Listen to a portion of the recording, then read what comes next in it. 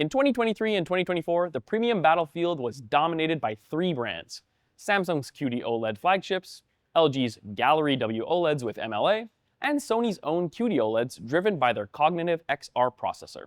The story continues in 2025 as Samsung's S95F keeps their now established matte coating from last year's S95D, but with even more brightness. The LG G5 drops the MLA in favor of the brighter RGB tandem panel, with a well-rounded set of features. Sony, meanwhile, replaced the 2023's A95L with the BRAVIA 8 II, still QD OLED, still XR-driven, and still very expensive. But which one is worth your hard-earned dollars? Hi, I'm Alex from Ratings.com, and after weeks of side-by-side testing at Ratings.com, here is the deep dive.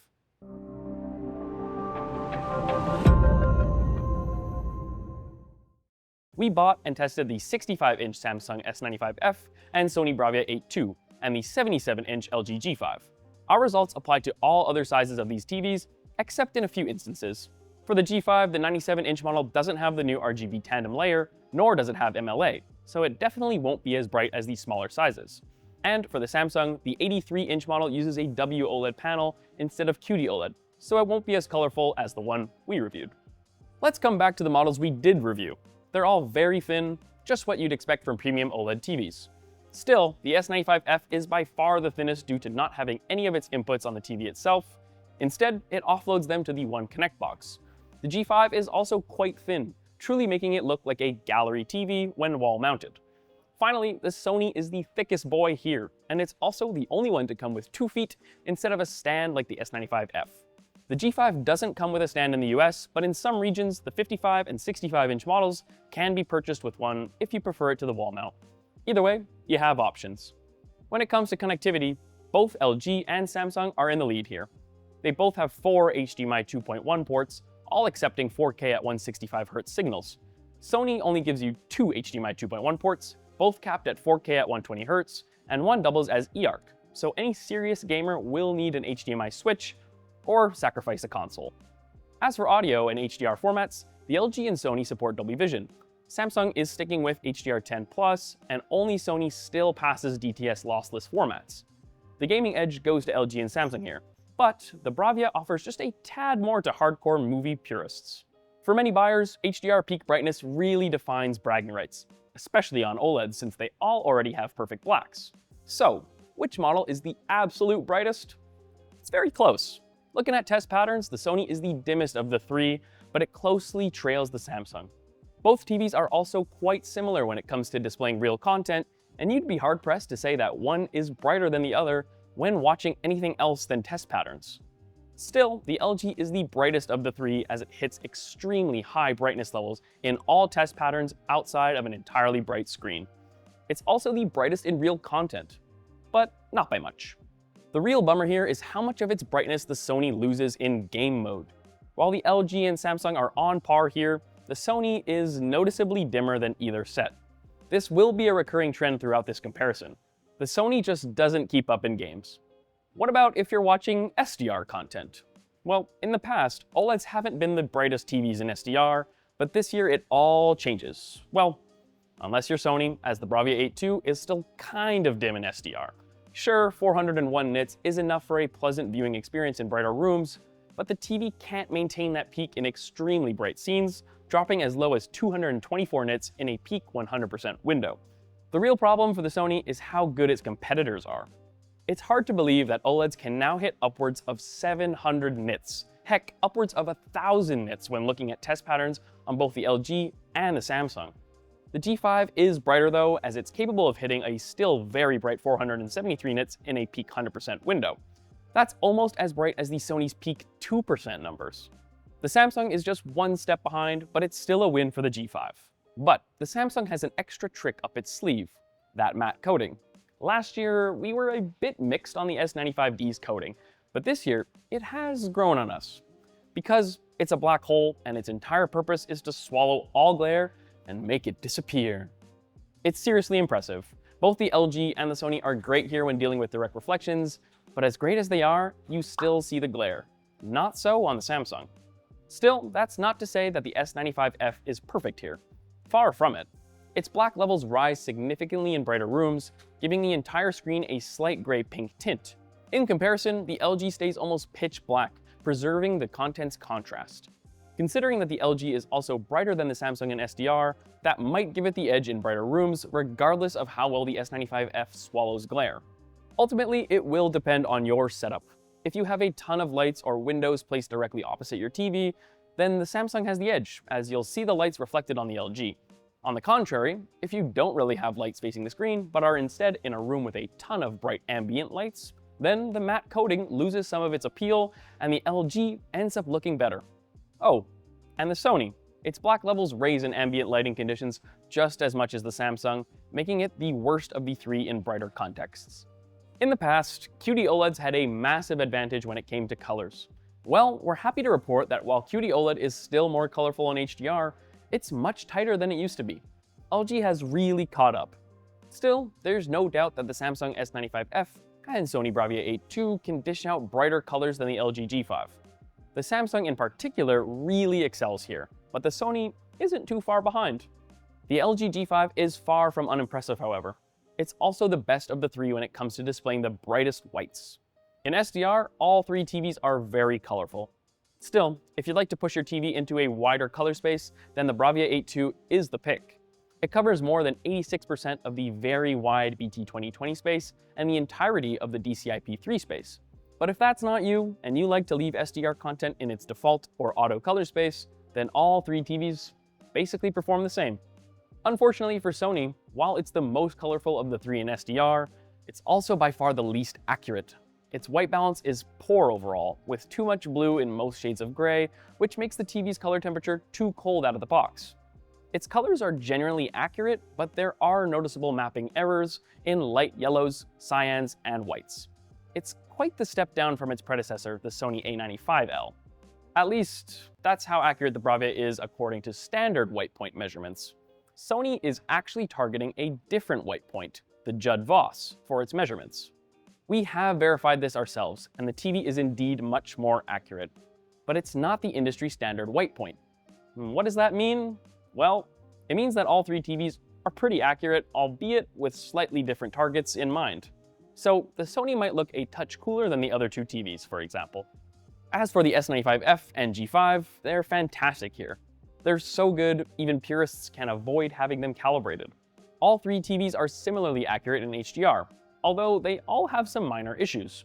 The LG and Sony are both a bit too cold out of the box, as they have too much blue in lighter grays. The Samsung has significant accuracy errors in most of its grays, but at least its color temperature is right on target. Processing. Finally, a category where Sony can shine, as its cognitive XR processor remains the reference. Somewhat. Low-res content like 720p cable news is upscaled with impressive clarity. The TV removes a ton of macro blocking in low bitrate content without losing too much detail, and there's barely any noticeable banding in color gradients. It's truly solid. The problem, though, is that the LG G5 is also superb. In fact, in some ways, it's even better. Case in point, low-quality content smoothing. The LG removes even more macro blocking than the Sony, while preserving just as much detail. Its upscaling is also just as good. There's a bit more banding and color gradients on the LG, but it's hard to notice the difference. Frankly, the G5 is good enough here that we can't really recommend the Sony over it on processing alone. The S95F for its part isn't bad, and when it comes to banding, it's actually the best of the three. Sadly, its low-quality content smoothing lets it down, as it leaves way too much macro blocking in the feed. And while it upscales low-resolution content well, it's not as good as the other two. Overall, if you really care about image processing, the Samsung isn't it. Now, if you're a gamer, you're in luck, as OLEDs are tailor-made for gaming. Still, the Sony is the worst pick of the three by far, as it has higher input lag and is capped at 120Hz on its two HDMI 2.1 ports. That's not to say that it's bad. Far from it. In fact, we found its pixel response times to be a tad quicker than the LG G5, although no human eyes could ever really perceive that in practice. But competitive gamers might feel its higher input lag. And that's not just an issue for gaming. Outside of game mode, the TV's input lag is an astoundingly high 316 milliseconds. This means that apps such as Netflix or even the TV's menus end up feeling sluggish. Ultimately, the real debate for gamers is whether you should go for the LG G5 or the Samsung S95F. They're just as good. So what differentiates them? Well, if you're an Xbox gamer, you're likely to be annoyed by the lack of Dolby Vision on the Samsung. On the LG, you'll instead be annoyed by a very distracting banding issue when gaming in HDR10. Initially, the TV had this banding issue in all HDR10 content, regardless of the picture mode. LG has since fixed it in filmmaker mode as of the firmware update they released in June, which we covered in another video you can find up here. However, the issue remains in game optimizer mode. This means that you still get a ton of gradient issues when gaming, but there is a workaround. You can enable auto low latency mode on your console of choice while in filmmaker mode, and this gives you the same input lag as if you were in the game optimizer picture mode, but with the smooth gradient performance of the more accurate mode. Yeah, we'd rather if you could just game in game optimizer mode too, but for now, that's what gamers should be doing. Before getting to the verdict, let's look at prices. Yeah, these TVs, they're all expensive, but the Sony tends to be even more so. This makes it a tough value proposition for almost anyone. Frankly, unless you know you want a Sony TV, the Samsung S95F and LG G5 are just better values. Alright, so who should buy a Samsung S95F? Imagine this. You're in a very bright room with a ton of windows placed directly in front of the TV, yet no matter how much sun shines directly onto it, all of it gets swallowed right up by its matte coating. Your sports, news, movies, and games stay glare-free. No more trying to look past the glare. That's where this TV truly excels. Here's another scenario. Your media stand console is a bit tight and you'd like more freedom or cable placement. Or maybe, you can hide one cable, but a bunch? Sadly, no. But here comes the One Connect box to the rescue, as you could place it anywhere, helping greatly with your cable management. Also, if you don't mind living without Dolby Vision or DTS audio, you want a colorful TV and you're not a processing purist, voila, the perfect S95F owner. What if you're considering the LG G5 instead? Well, perhaps you really want to wall mount your TV. You want the smoothest wall mounting experience possible, and you want the TV to lay completely flat on said wall.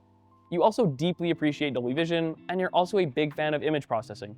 You don't care that the G5 doesn't have the absolute best colors in the game, you're fine with it being as colorful as it is.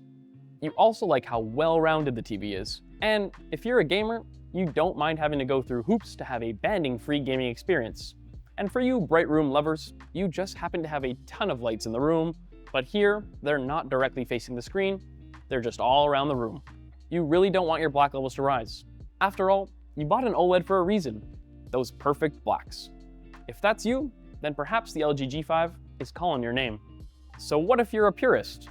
You have a home theater room, and you're fine with a smaller 65-inch TV, since Sony doesn't have anything bigger. Aren't much of a gamer, and you have shelves after shelves of 4K Ultra HD Blu-rays. Well then, the Sony might be for you. It still has the best overall image processing, even if the LG is almost equal. Ultimately, you accept paying more for Sony's processing pedigree and Dolby Vision fidelity.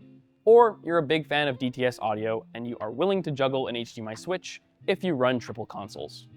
In the end, the Samsung S95F is colorful, swallows glare, and is a great gaming performer. The LG G5 is an all-rounder, able to handle anything thrown its way. And the Sony still carries the brand name and image processing chops that thrills purists, cost be damned. Pick the one whose strengths match your room, habits, and wallet, and you will own one of the 3 best OLED TVs money can buy in 2025. That's it for our flagship OLED face-off. Which matters more to you? A black hole coating, all-around versatility, or reference processing? Tell us in the comments, and check the description for our full measurement sheets.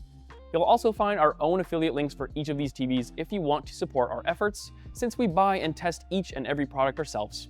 Until next time, I'm Alex from RTINGS.com, where we help you find the best products for your needs. Bye!